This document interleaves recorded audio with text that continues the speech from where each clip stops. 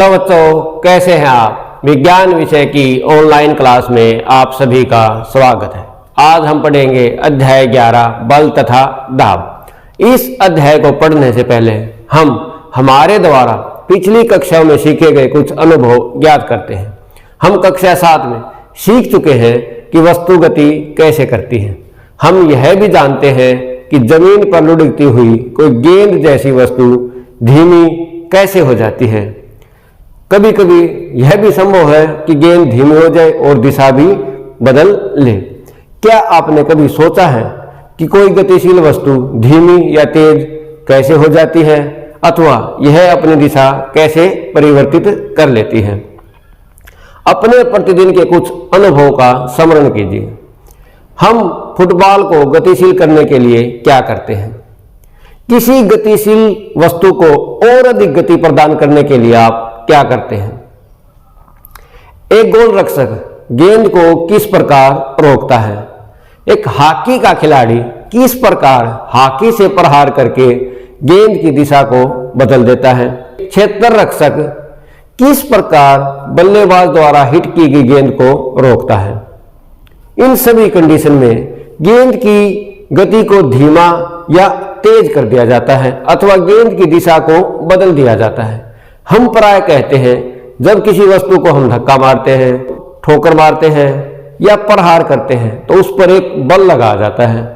वास्तव में बल है क्या और यह उन वस्तुओं पर कैसे कार्य करता है जिन पर यह लगाया जाता है। इस अध्याय में हम ऐसे सभी प्रश्नों के उत्तरों को जानेंगे।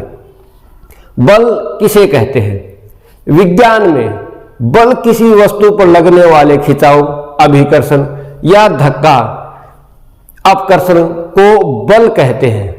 अतः हम कह सकते हैं कि वस्तुओं को दी गई गति बल लगने के कारण होती है। बल अभिकर्षण या अपकर्षण, धक्का देना, ठोकर मारना, खींचना, प्रहार करना, उठाना, फेंकना आदि ऐसी कुछ क्रियाएं हैं जो प्राय किसी कार्य का वर्णन करने के लिए प्रयोग की जाती है। इनमें से प्रत्येक कार्य प्राय किसी वस्तु की गति में परिवर्तन करता है या परिवर्तन करने का प्रयास करता है। क्या इन शब्दों के स्थान पर हम एक या अधिक अन्य शब्दों का प्रयोग कर सकते हैं। आइए हम एक उदाहरण से समझते हैं। मेज पर रखी पुस्तक को गतिशील बनाना है तो कार्य क्या हो सकता है। धक्का देना, चयन करना, खींचना, ठोकर मारना, उठाना, झुकाना, उठाना, फेंकना, बंद करना, प्रहार करना या ऊपर उठाना। तो हम इसके लिए क्या प्रयोग कर सकते हैं। धक्का दे सकते हैं या खींचना, खींच सकते हैं वस्तु को, या उठाना। तो 3 कार्य हो जाते हैं इसमें। तो हम कार्य को व्यक्त कर सकते हैं। अपकर्षण, हाँ, अपकर्षण का मतलब क्या है, वस्तु को हम धक्का दे रहे हैं। और अभिकर्षण क्या है, वस्तु को हम खींच रहे हैं।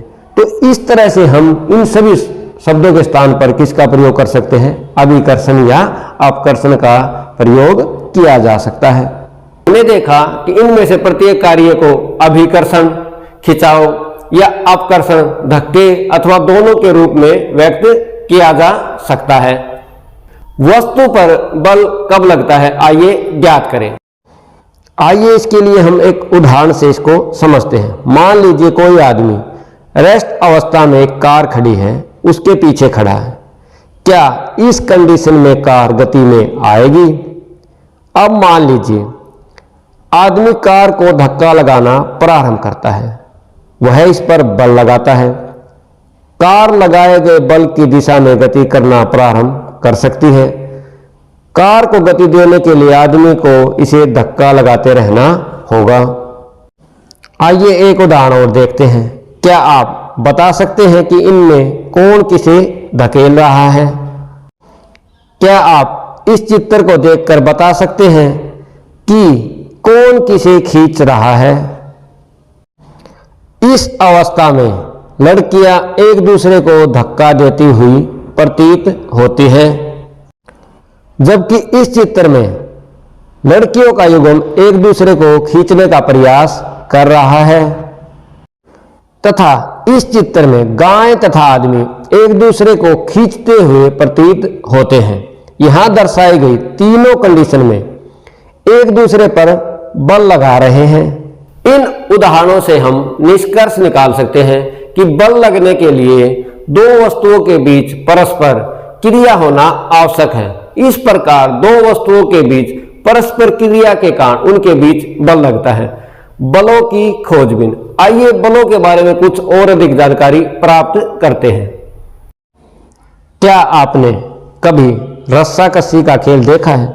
इस खेल में दो टोलियां एक रस्से को विपरीत दिशा में खींचती हैं।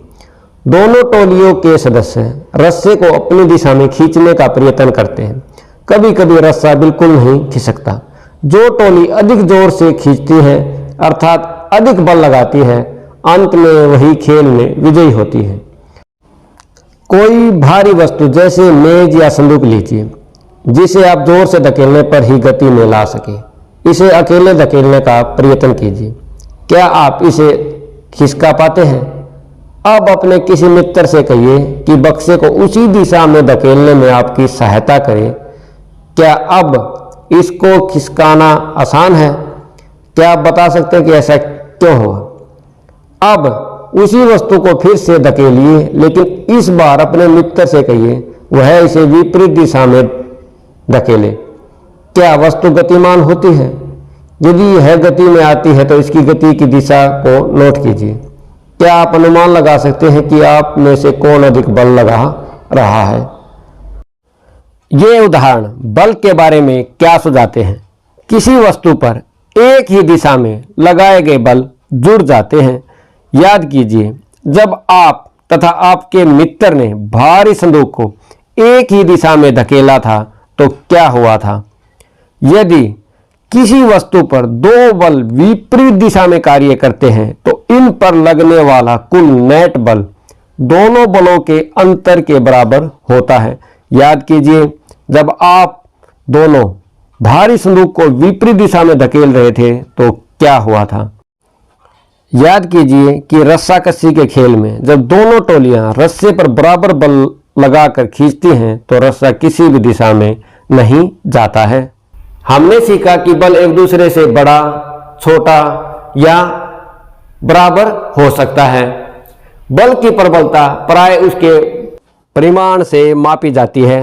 याद रखिए, यदि बल की प्रबलता या इसके परिमाण में परिवर्तन हो जाए तो इसका प्रभाव भी बदल जाता है। क्या बल वस्तु की गति की अवस्था में परिवर्तन कर सकता है? आइए अब यह समझते हैं, जब किसी वस्तु पर बल लगाया जाता है तो क्या होता है। क्या बल वस्तु की गति की अवस्था में परिवर्तन कर सकता है? आइए देखते हैं। एक रबड़ की एक गेंद लेते हैं तथा इसे किसी समतल सतह पर रखकर अब गेंद को धीरे से धक्का देते हैं। क्या गेंद गति में आ जाती है? गतिशील गेंद को फिर से धक्का देते हैं। क्या इसकी चाल में कुछ परिवर्तन होता है? यह बढ़ती है या घटती है?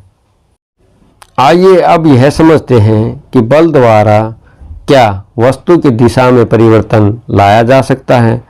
एक गतिशील गेंद के सामने कोई अवरोधक जैसे कि दीवार रखते हैं।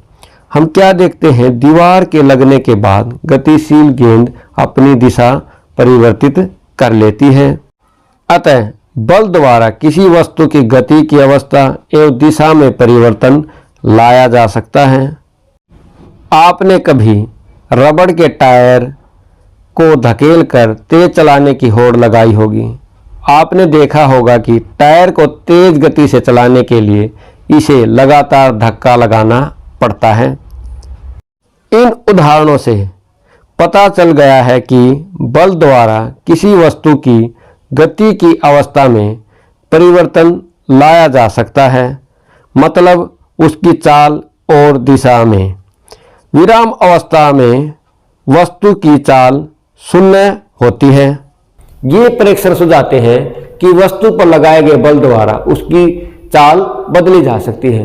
यदि लगाया गया बल वस्तु की दिशा में है तो वस्तु की चाल बढ़ जाती है, और यदि लगाया गया बल वस्तु के विपरीत दिशा में है तो वस्तु की चाल कम हो जाती है। अतः बल द्वारा किसी वस्तु की गति की अवस्था में परिवर्तन लाया जा सकता है। क्या बल किसी वस्तु की आकृति में परिवर्तन ला सकता है? आइए बल के प्रभाव को समझते हैं। आइए वस्तुओं पर बल के प्रभाव देखें व समझें। एक प्लेट में गूथा हुआ आटा लेते हैं, इसको हाथ से नीचे की ओर दबाते हैं। क्या होता है? आटे की आकृति में दबाने से परिवर्तन हो जाता है। एक रबड़ बैंड लेते हैं, इसे दीवार में कील से लटकाकर इसके एक सिरे को हाथ से खींचते हैं। क्या खींचने पर इसकी आकृति में कुछ परिवर्तन हो जाता है?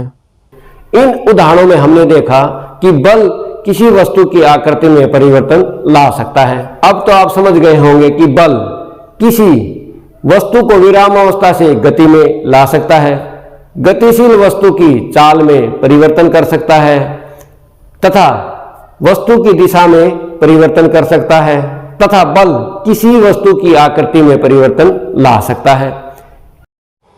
यह स्मरण रखना आवश्यक है कि यद्यपि बल इनमें से एक या अधिक प्रभाव को उत्पन्न कर सकता है, तथापि इनमें से कोई भी प्रभाव बगैर बल लगाए उत्पन्न नहीं हो सकता।